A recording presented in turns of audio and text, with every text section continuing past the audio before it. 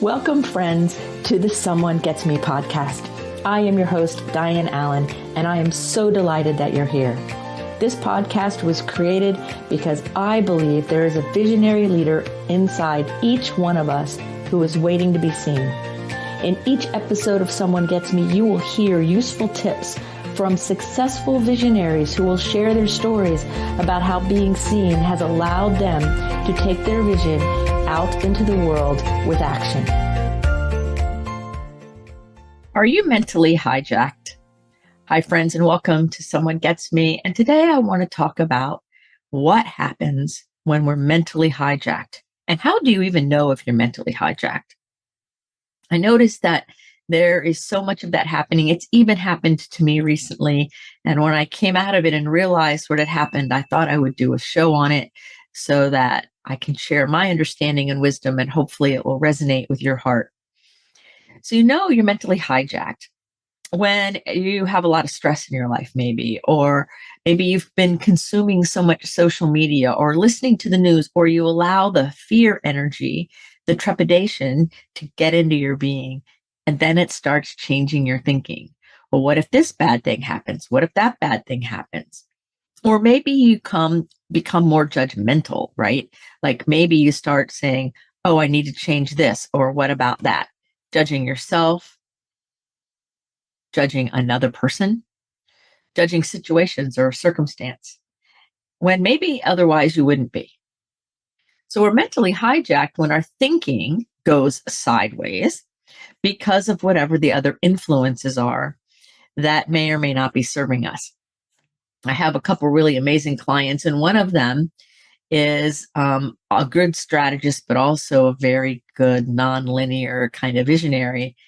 And he gets hijacked by overthinking what it is he wants to create and bring into the world.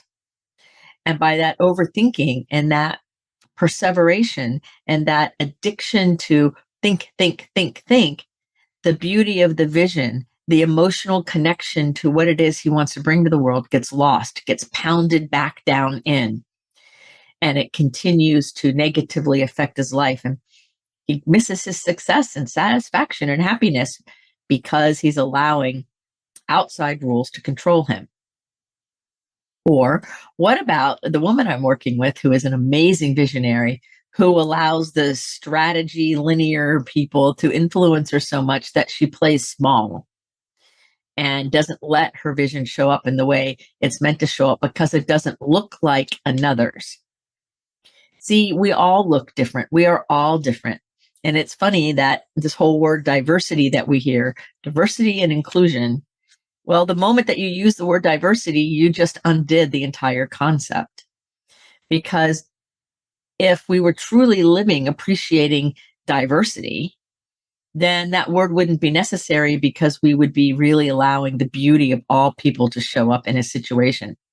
So we get mentally hijacked sometimes by boxes we put ourselves in, by fear that shuts the system down, by maybe our own human ignorance. We don't even know what we don't know. There's lots of ways to do it. But signs and symptoms of being hijacked are when you get hypervigilant and hypercritical outside of your normal gifted or overexcitability way. When the stress level is so high, you hear yourself say, I can't take it. That means you've been hijacked. And I've said it. It's happened to me in my life more than once. I'm intensely sensitive, highly spiritually gifted, and very, very intense in my emotions and my thinking and my body.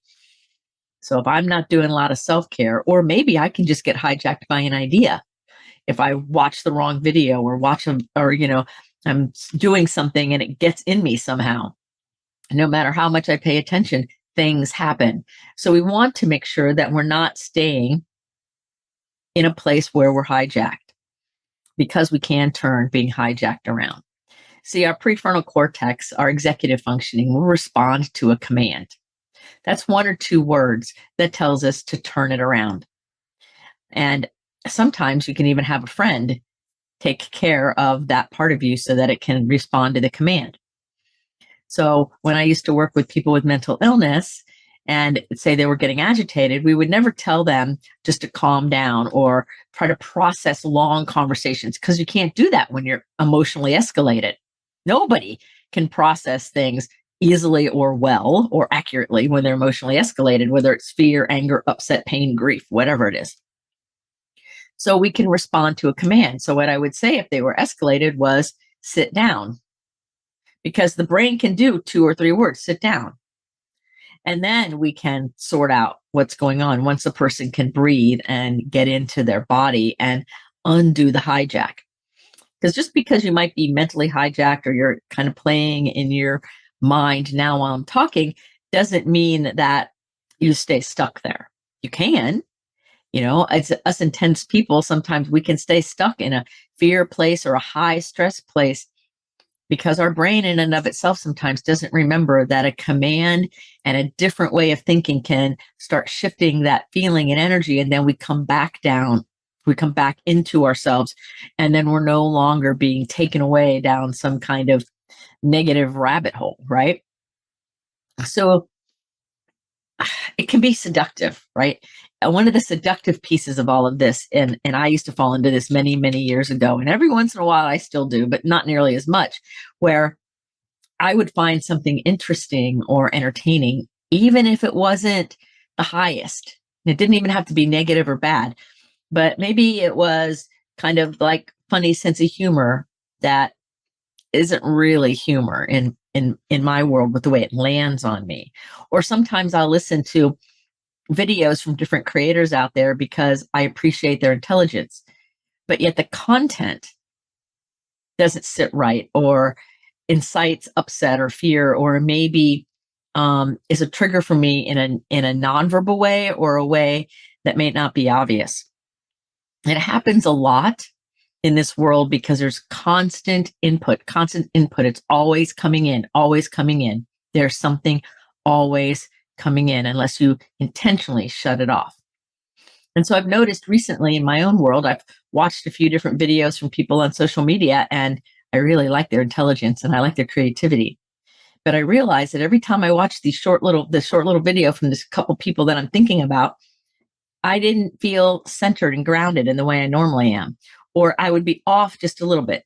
Now, it wasn't big and it didn't like destroy the day, but I noticed that shift. There was nothing overtly violent or upsetting about it either. What I noticed was it started to erode my groundedness and my centeredness. And then pretty soon, I started feeling this kind of existential angst, fear kind of thing. And I didn't even know where it was coming from. And then after a couple of days of just feeling off a little, I started journaling and thinking.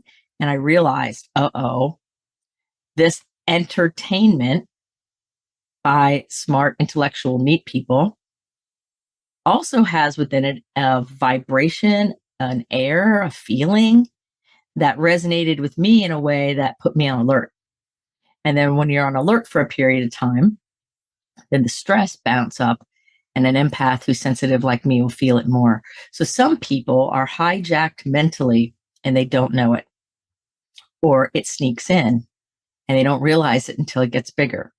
I saw a client just yesterday and we were talking about his vision and what he wants to do, and he's very skilled. And when I was listening to him get all excited and passionate, and all of a sudden his whole face changed and he said, yeah, but, and then started telling me all the reasons why it wouldn't work. So I patiently waited and I said, so you've been hijacked.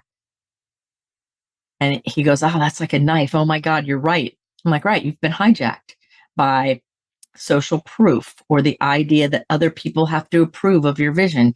You've been hijacked by your own overthinking. You've been hijacked by what you think the rules should be or the unspoken narratives that you just tell yourself, and it's stopping you from living your vision and being your ultimate happy, productive self. Smart people can get hijacked really easily. And it's up to us to kind of pay attention and notice if you feel undue stress or undue fear or over hypervigilance, that you look into that and say, what is it that is getting me off center? What's happening?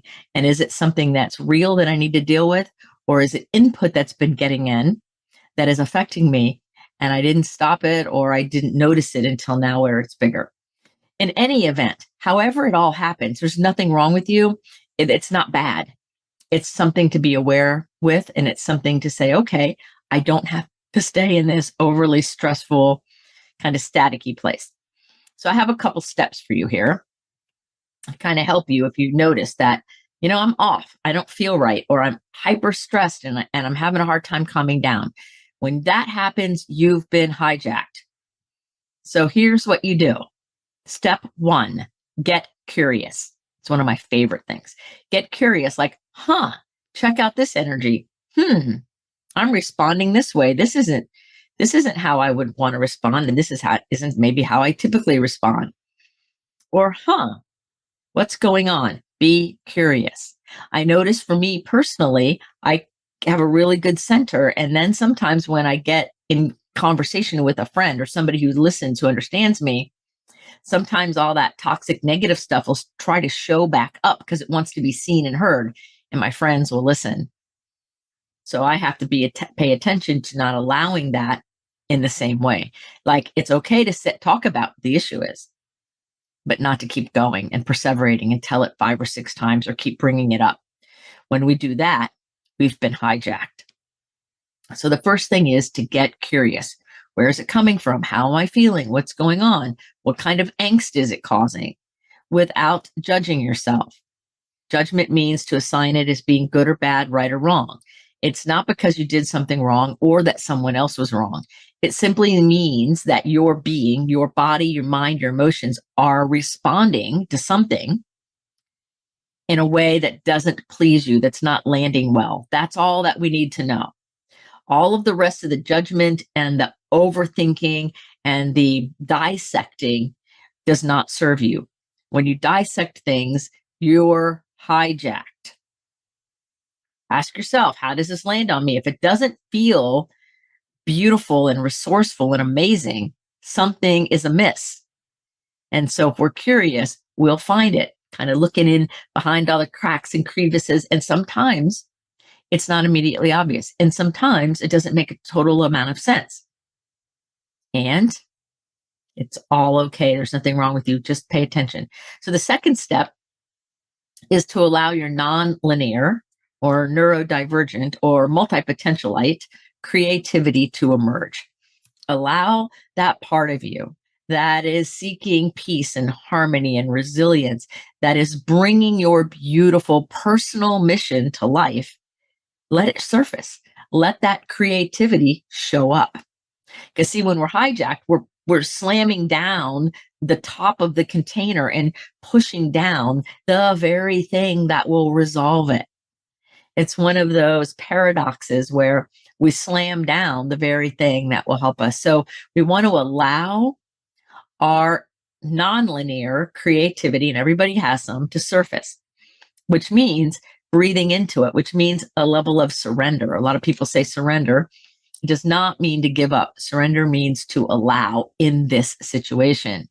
So I gave a homework assignment to one of my clients who was hijacked to go sit under a tree out in nature and take colored pencils and pens and paper with no lines and just listen to some really amazing music, or listen to the birds and just draw and make movement on the paper in whatever way it looks, and give permission for the nonlinear self to surface. That's very different than journaling, because journaling is linear. And so sometimes if we get away from words and we let color and flow and movement speak to us, that helps us recenter and reground ourselves. The third step is to center and ground yourself by using your breath.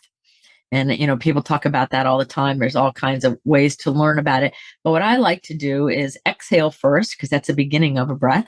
And then as I inhale, just kind of like move my body a little bit in order to see what it wants to do. So the vertebrae can stack on themselves and I can sit up straight without being rigid, and I'll give my body permission to find its own center.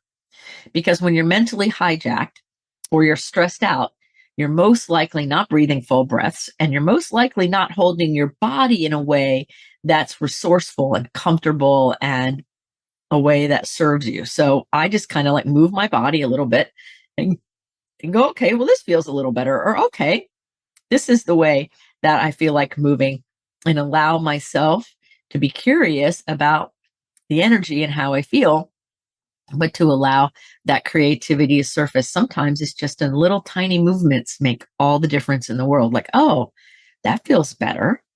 Or sometimes when I'm walking and I'm processing things, I notice if I change my stride or I change where I'm looking, like look up a little bit, I start to have a different experience and come back into my body, come back into my emotions without my mind running me away to some place that's not resourceful.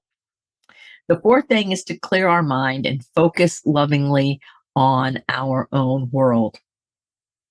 That means to allow ourselves to, in my words, come home into your own heart. Like, what's going on in my heart? What's going on in my body? How am I feeling? What is the most important? I am breathing. I am able to sit and walk and talk. I am alive. And starting there and realizing that when our brain just takes off on us or we're hijacked, right? Or our emotions get so high that our emotions hijack us or our mind hijacks us or both, that sometimes that's just the message to calm down, like as in settle, not as in, oh, try to calm down to agitate yourself more, but give yourself permission to settle. In the last few days, I've had a few of those moments where I was just, kind of out there. And because I'm very intense and I'm gifted and my brain likes to have things precise and I can't understand sometimes why people don't see everything the way I see it, even though nobody does. Like I know that already, but my brain sometimes can be really hyper, really agitated easily. So sometimes clearing my mind and focusing is simply doing a jigsaw puzzle or doing a word game or going for a walk or hugging a tree or loving my dog, finding a way to clear my mind from whatever that static is that's hijacked me and just be in the moment, whatever it is. Sometimes I go in my quilting room and just start sewing something in order to take my mind and focus it somewhere that's meaningful, that is centering, that's grounding, that is not part of this other stress ball, whatever it is. There's, again, no wrong answer, no right answer. It's just what will serve us to clear our mind. When it was about a week ago, I guess now, I was having one of those days where it was one thing after the other, after the other. And I'm like, this is just too much. It's just too much. Well, first of all, me saying this is too much is a form of being mentally hijacked. So I noticed it and I'm like, okay, what do I need to do? Got curious. I got curious. What do I need to do? And then I thought nonlinear, something nonlinear. And so I took my dog. Guess she'll always go for a walk. And we went for a walk. And there's these beautiful magnolia trees near where I live. I love magnolia trees. And I just went out and walked over there and hung out with the magnolia trees and just was with my dog in nature, shifting my attention to magnolia trees. So I started breathing more fully because I was just with the trees. I was allowing myself to let my creativity show up, clearing my mind of all that staticky stuff by connecting to the nature and my dog. And then I was able to focus and allow myself to lovingly come back into who I am, what I'm about today, and what's going on, and what is mine to do without being hijacked. So it takes practice. It takes work on ourselves, and we're not going to do it perfectly. I don't do it perfectly. That's why I'm even doing this particular show, because I'm pretty skilled at it. And sometimes I forget. So we all have time where we get to work through the stuff we say we don't. And then the fifth thing that I want to tell you to do after you've cleared your mind and you're focused and now you're being loving to yourself, not judging, releasing the judgment, is to give yourself a feedback loop. Feedback loops are very important. They often get overlooked. A feedback loop is when we say, okay, what's the feedback that goes with this situation? 20 minutes ago, I was really stressed out and I did what I needed to do. I went out and hung out with my dog in the magnolia trees and I felt really good and I came back. And so when I did the feedback loop, I'm like, okay, well, this is what started it. This is what triggered with it. This is the belief that I said to myself that made it keep going. This is my part of it. And this is the external world part of it. And I kind of just looked at it from an objective standpoint. And then I made some decisions about how I wanted to move forward. That's the feedback loop. It's always important to give ourselves time and place and opportunity for feedback. Is the result of what I did to come out of the hijack situation, was it effective? Did it work? Was it aligned with my heart? Because sometimes I've tried to get out of the hijack situation and it didn't work very effectively. And the feedback loop was, well, that's okay, but it didn't really work effectively. So it's so important to be able to revisit, whether it's that later that same day or the next day, and say, okay, well, here's the scenario. How did I handle it? What would I do differently? What would I do the same?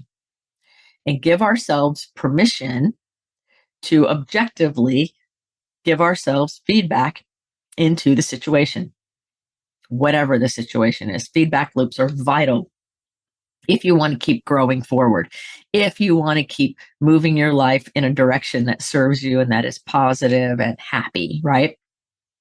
So I have a question I ask myself. The question after I do these 5 steps, and sometimes during these 5 steps, is what good is coming out of this? Like capital G, good. That's like a spiritual principle good. Not that everything is good in physical form, but there's always something. There's an opportunity. There's an opening. There is a something. If only I will give myself permission to look for it. Now, our ego, that's not our amigo, will try to say there's nothing good. It's all bad. This is bad. I'm afraid, or this bad thing's going to happen, or we're all going to war, or we're all going to die, or whatever it is. The ego's going to go after the fear because that's how it's programmed. And I believe at the same time, there's always something good. Capital G good means spiritual principle good. There's always an opening. There's always an opportunity. The opportunity might be to love yourself just a little bit more. The opportunity might be an awareness that some of the things you're doing that you think are not affecting you negatively might really be. Or it might be, pay attention a little earlier to how things are landing on yourself. There's lots of different things that will help us stay with the good. So we can say, okay, what's happening and what can I gain from this? Like you hear people say, I don't fail. I either grow or I learn something, or whatever that phrase is. Well, this takes it to another level because this allows ourselves to say, there is something that has a higher goodness, a higher spiritual principle of the good that is wanting to emerge, that is wanting to be seen. And all the angst and all the hijacking and all the stress and all that fear and all that stuff, all that staticky stuff, as you clear that, that good thing will show up. So, for example, when I was with my dog out at the magnolia tree, and I asked myself when I got back and I was doing my feedback part, I said, okay, well, what good is making itself available? What is showing up as an opportunity? And immediately what popped in my head was for me to use what I know more, right? To enhance what I already know, and to realize that when you're gifted and twice exceptional and you have lots of intensities, that sometimes your experience is different than others, and it's okay. Another thing I noticed of a good is to allow more of my nonlinear self to show up. That sometimes somebody like me who's got both tries to fit into that part of the world that's very structured and everything. And that's just not how I roll. And so when I'm in my flow, the hijacking is I'm much less susceptible to hijacking. So I reminded myself of that, to give myself permission to be fully me and not to be seduced into going down a path that I could do, but isn't mine to do. So with that kind of feedback loop and looking for the good and the opportunity, any hijacking that could have happened ends up giving you a good result, ends up giving you information, ends up showing you the way in a very deep, meaningful manner. So you can use it for your benefit. You can use it for your profit, if you will, as far as success and happiness in your life. Because I was much happier after I came back from that walk, and I connected and I let myself clear myself out of the stuff. Had to do a lot of breathing, had to stand on Mother Earth, had to really get into the experience to allow myself to see, there's all these opportunities coming your way. And it's time that you don't play small, and it's time that you don't try to fit into a box that isn't yours to fit into. right? So no matter how well you're doing, no matter how on point you are, no matter what's going on, there are moments where you become mentally or emotionally hijacked. It happens to all of us. And it's because there's constant input, constant. So going away for a retreat, turning off all electronics for a while, doing those things to give your entire system a break and let it come back to itself and be regulated and breathing and being in your flow allows you to handle the world in a much more fulfilling and successful way. So if you get hijacked, it's not the end of the world. If you get hijacked, you now have things to do. You can get curious. You can allow your inner nonlinear creativity person to show up. You can breathe fully. You can practice clearing your mind of that and thinking of something that's good and positive and productive for you. And you can also make sure you give yourself feedback so that you know how to repeat history if you get hijacked again. Because us intensely sensitive, gifted people, we will get hijacked. It will happen unless we completely cut off the whole outside world. And it's okay. If you know what to do and you get curious, you can use those moments as a stepping stone to grow further. You can use those times as a way to launch you into something even more amazing than you can imagine for yourself. So I hope this episode of Someone Gets Me serves you and has served you. If you have any questions or there's anything that you would like, or you'd like a discovery call with me, feel free to check the show notes, send me an email, sign up for discovery call. I'm here for you, and I'm happy to hopefully voice for you some of the things you've been experiencing so you don't have to live in fear and angst, because we're meant to live in harmony. We're meant to live with joy as our natural state. So it's time that we realize what being hijacked looks like, how it affects us, and what we can do to remedy the situation by using curiosity and our nonlinear creativity as the guides to the journey. So until the next episode of Someone Gets Me, be well. Thank you for listening. I trust you gained some valuable inspiration and information. Please join me and other visionaries in the Someone Gets Me Facebook group. Or for more information on my services and additional episodes, visit someonegetsme.com. Again, thanks for listening.